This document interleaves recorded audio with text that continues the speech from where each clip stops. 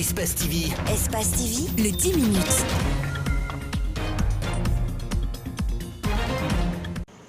Deux mois de vacances et une rentrée tonitruante. 4 heures ce matin, Lamine Guirassy est le deuxième animateur après Alassane Sako à répondre à l'appel. Toujours prêt, toujours énergisant, il est venu réveiller les auditeurs. Sur place, tout est prêt. Les techniciens avaient tout pensé. Alassane Sako lance le coup d'envoi, le 11e cette saison. Ce matin, on s'intéresse à ces deux sujets, le sommet, donc le 7e forum sur la coopération. C'est parti pour un nouveau rythme. Le stress, l'angoisse, finit la grasse matinée. Lamine Guirassy, le fondateur d'Adafo Média, lui attendra à 6h30 pour tenir en haleine les auditeurs. Ils lui ont beaucoup manqué. Lamine Guirassy vient avec beaucoup de perspectives.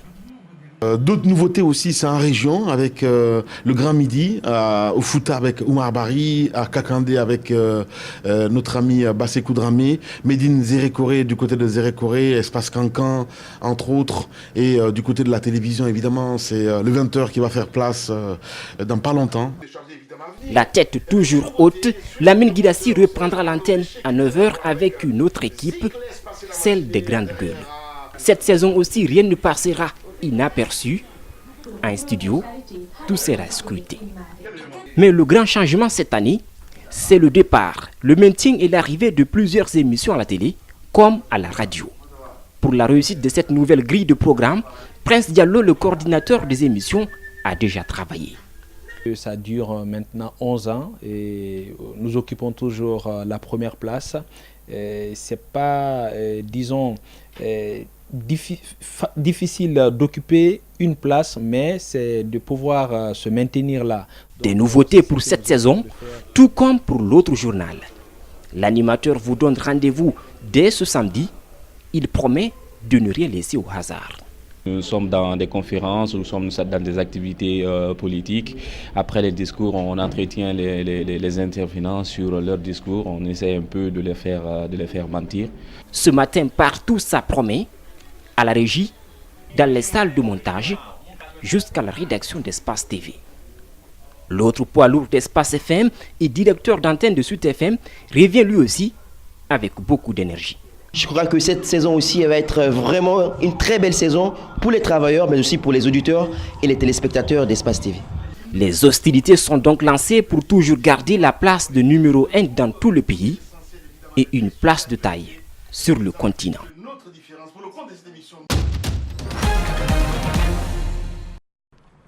Derrière cette image se cache un malaise social. Cette dame pense à son avenir immédiat, la peur de perdre son emploi. Mais quand l'instinct de survie lui revient, elle puise son énergie pour motiver la troupe. Une fois sur les marches et avec les autres, elle entonne une chanson en parabole. Chauffé à bloc, le syndicat dénonce le contrat et informe les travailleurs qu'ils ne sont pas isolés. Je suis membre du conseil d'administration, ça n'a pas été discuté au conseil d'administration. Ça n'a pas été l'objet d'un débat au cabinet ministériel, au conseil interministériel, au conseil des ministres. Et ça n'a pas été soumis sur l'approbation de l'Assemblée nationale.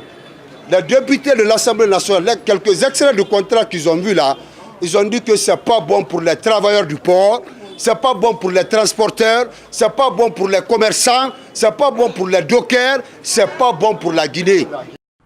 Soutien de l'extérieur, oui, mais ces travailleurs doivent compter sur leur propre détermination pour se faire entendre. Mamadou Mansaré de la CNTG propose.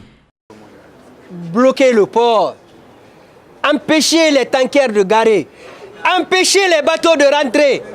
Vous allez voir tout de suite si votre sort n'est pas dans votre propre main. Avant de quitter, il annonce une manifestation de rue le 13 septembre. Pendant ce temps, les travailleurs exigent la présence de la directrice pour des explications. Pourtant, selon une indiscrétion, si le contrat de concession du port est lu à l'intention du personnel, certains seront exposés à des crises cardiaques. Elle ne sortira pas de son bureau d'ailleurs et a préféré passer son message. Ce qu'elle a signé, que le contrat suit son cours normal. Là où elle est, que c'est le président de la République qui l'a nommé là-bas. Si le président lui demande de faire quelque chose, c'est ce qu'elle va faire. Vu le refus de la directrice générale du port de répondre à la demande des travailleurs, Une chaude dispute aurait éclaté entre Awa Keita et son adjointe Touré Mama Aïsta Haribo à leur bureau, loin de nos caméras. Moi, Koundouno Sekou, la main sur le Coran, je jure d'être loyal. Je m'engage solennellement à être solidaire de tous les actes légaux. Je jure de respecter les dispositions de la charte, du code d'éthique. Désormais, toute personne qui voudrait intégrer les forces sociales devra se soumettre à cet exercice, jurer la fidélité et le respect strict aux principes du mouvement sur le Coran ou la Bible. Une mesure prise après les supposés cas d'infiltration et les cas de corruption constatés aux heures les plus chaudes des protestations contre la hausse du prix du carburant à 10 000 francs guinéens.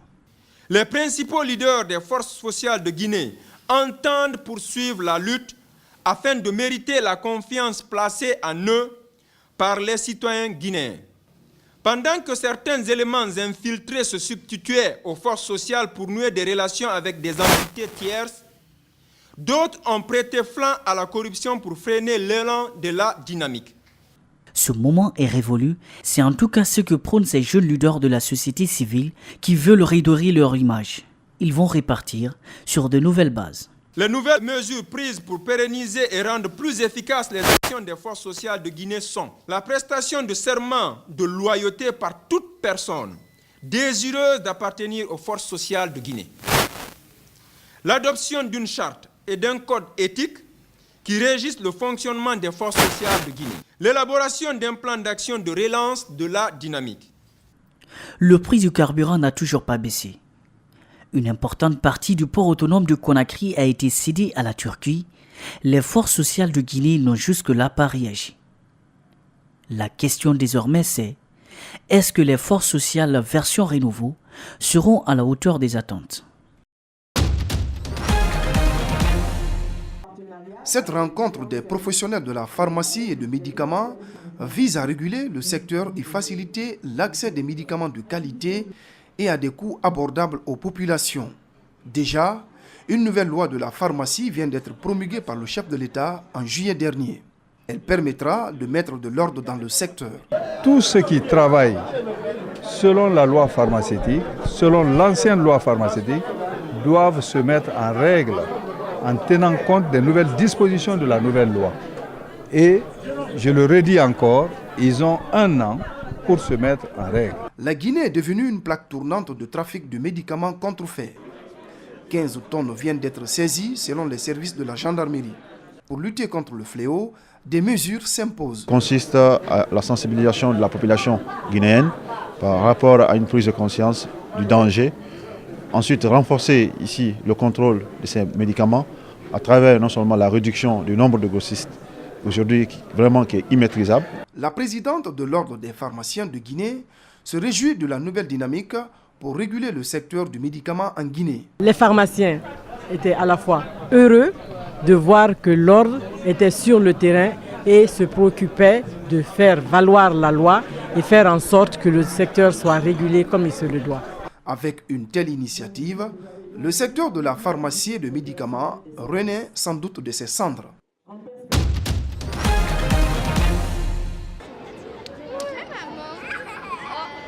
Depuis hier, elle regarde son cartable, son pouce. Maman, tu m'as mis ça, maman, t'as pas oublié ça, maman, regarde ça. Elle a montré à sa cousine aussi, son cartable, regardez ça, son frère aussi. Elle est contente. C'est l'habitude, hein, le premier, le deuxième, le troisième, c'est la routine, quoi. C'est la rentrée scolaire, on se prépare un peu en avance. Fini les vacances, un peu plus avant pour réviser, tout ça, et on repart du bon pied.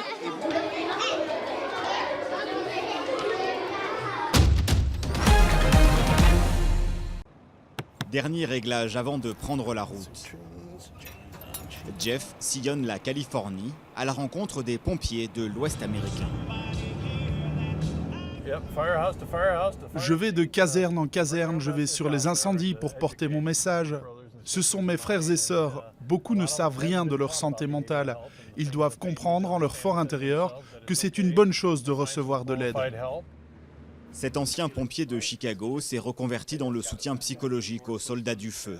car ceux qui sauvent des vies en oublient parfois la leur. Pourquoi suis-je sur les nerfs? Pourquoi je ne dors plus? Pourquoi je deviens accro? Nous devons nous poser ces questions. Car les incendies qui ravagent régulièrement la Californie font des dégâts aussi dans les casernes. 5 pompiers sont morts au feu rien que cet été. Les conditions sont extrêmes pour tous ceux appelés au front. On a des pompiers qui travaillent de 12 à 36 heures de suite sur l'incendie. Ils sont épuisés physiquement, épuisés émotionnellement, car des collègues meurent sur ces feux. Des pompiers meurent. Nous ne sommes pas des super-héros. Tout le monde a des limites. D'après les syndicats de pompiers qui pointent le manque d'effectifs, il y a urgence.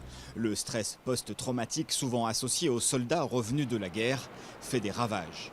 Et la culture du silence est difficile à rompre, même avec l'aide de psychologues spécialisés. C'est un univers très masculin, très macho. S'ils fendent l'armure, ils sont en danger, car depuis toujours, chez les pompiers, si tu es faible, on te met à la porte.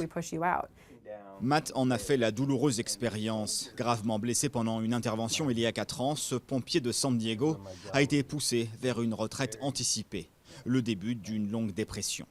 Ma carrière était tout pour moi, c'était mon métier, ma passion, mon identité.